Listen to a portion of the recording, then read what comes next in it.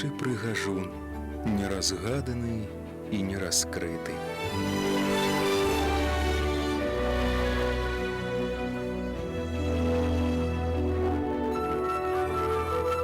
А яшчэ супярэчлівы горад зеляніны і вады, горад з сівымі скронямі легендарнай мінуўшчыны і рысамі гожага юнака.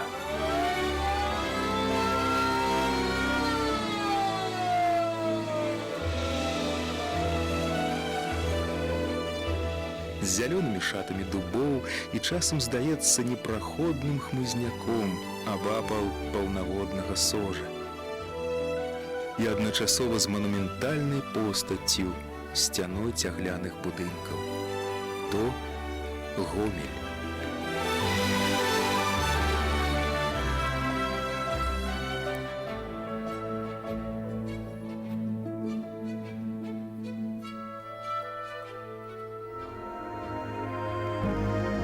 За тысячагадовую гісторыю выпрабаванняў ён не трапіў у палон жорсткасці і гневу.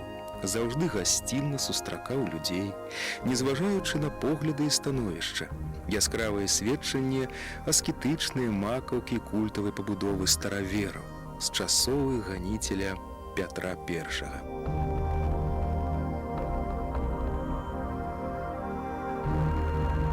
А колькі соцень метраў уніз крыжы звычайнай праваслаўнай царквы, ужо больш маладзейшай, суіснуюць у міры. Некалі ўсе пытанні вырашала вечча, як у Новградзе ці Полацку. Так павялося з тых часоў, калі ля гэтага берага аддалі канцы старажытныя маракі. І зараз гэты род заняткаў паважаны, нібы аддаюць даніну перш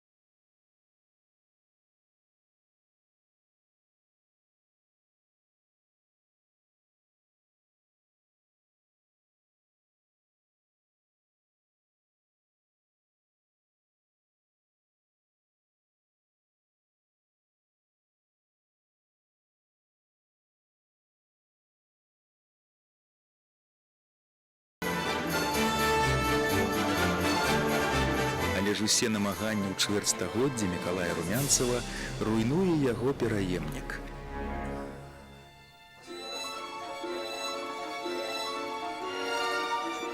Горад прагульвае ў карты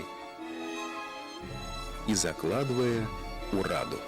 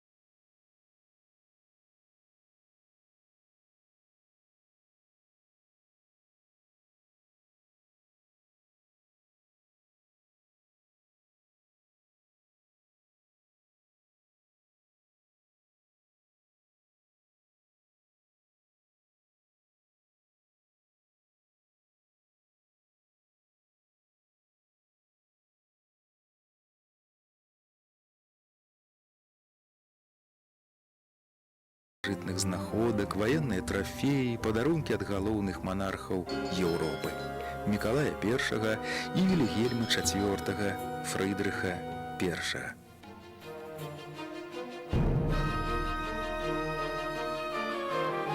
Не грэбвалі святлейшыя асобы пагасціць у гомельскім палацы, ды не аднойчы. Цэсарэвічы, вятлейшыя князі, імператор Александр II нібы дэманстравалі значнасць гаспадароў і самого горада з еўрапейскім шармам. Яго Гомель набывае са з'яўленнем на гістарычным фасадзе горада постаці Фёдара і Ірыны Паскевіч.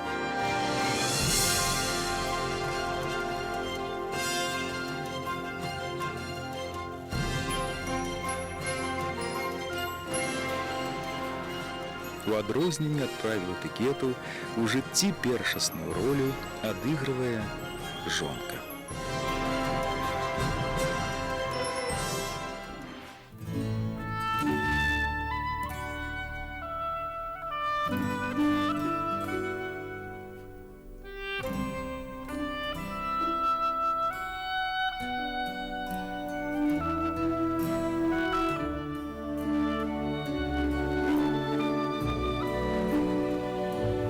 Вучэбныя і лячэбныя установы, мінарэт, радзільны дом, прыстанішча для старых і нямоглых. Пакуль муж намагаецца прывесці горад на манер сталіц, жонка ўсе грошай накіроўвае на дабрачыннасць.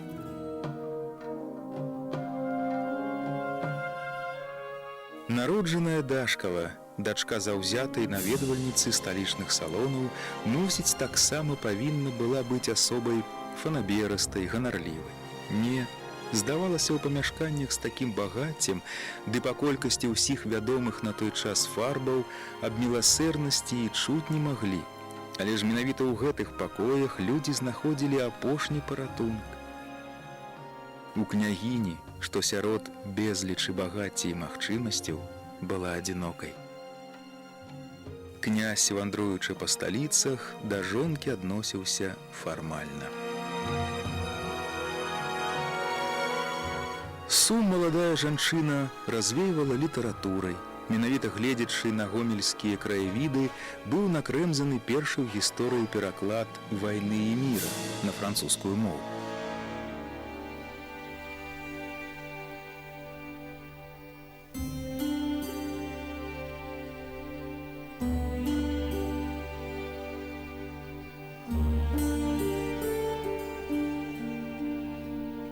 Дарэчы, пераклад нядрэнны. З 500 экземпляраў у Парыжы амаль адразу разышлося 300 адзінак. А астатні час княгіня вабіла з дзецьмі. Сваякоў яе не было. Асаблівую прыхільнасць мела да беднаты. Славуты ўрач, спецыяліст па хваробах вачэй. Кажуць, па дапамогу звярталіся ажно з заходніх дзяржаў. Дык вось першы, хто заўважыў абрашу Брука, маленькага гандляра з добай, была апошняя гомельская княгіня.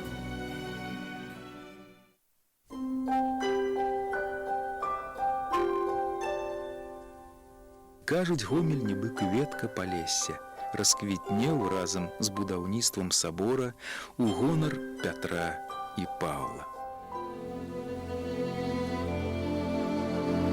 Ці тое з-за супадзення з агульным будаўніцтвам горада, ці тое з-за ласкі боскай. Праект з Францыі ўвасобілі ў жыццё за грошы Мікалая Румянцава, аднаўлялі за грошы Паскевічаў.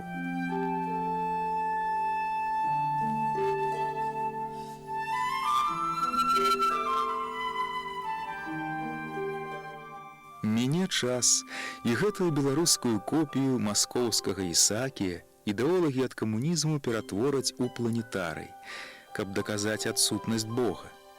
Час разважыць.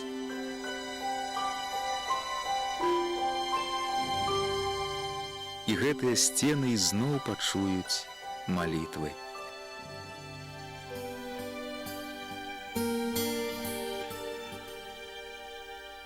А перад закрыццём царквы апошняя з княгінь Гомеля аддасць усё багацце пралетарыям. Мо тым і зберажэ яго для патомкаў.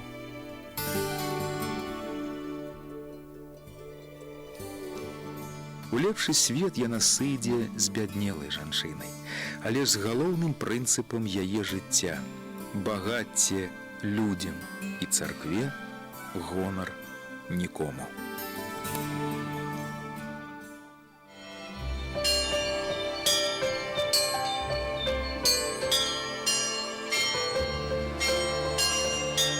Яшчэ адно благаслаўлёнае месца беражэ памяць аб Ірыне Паскевіч. То свята-мікалаеўскі манастыр Гомеля. Спачатку тут стаяла царква. Менавіта княгіня падарыла месца пад яе будаўніцтва, а грошы збіраюць не толькі мясцовыя чыгуначнікі. Сярод фундатараў вядомыя людзі, нават святы Іоанн Кранштадтскі. З набыццём Беларусі суверэнітэта і царква ў гонар свяціцеля Мікалая набывае моц. Вакол яе ўзводзяць мужчынскі манастыр. У набажэнстве абіцель прытрымліваецца строгага статута Троіцы-Сергіевай лаўры. Да ўсявышняга ўзносіцца неўсыпны псалтыр, малітва за Гомель.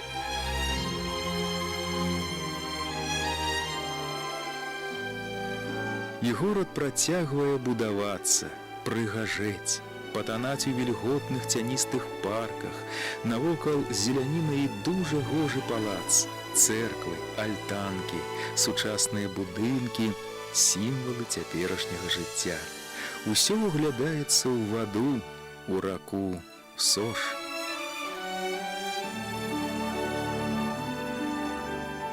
Намаганні былых дбайных гаспадароў не сышлі, выгляд Гомель мае нібы сталічны. Нават язык не паварочваецца назваць яго другім пасля Мінску. Хіба толькі па колькасці людзей, такіх жа прыгожых, як і сам горад. Перш за ўсё прыгожых душой і яе люстэркам у вачыма. Бадай што, бо навокал такое хараство, зямля беларуская.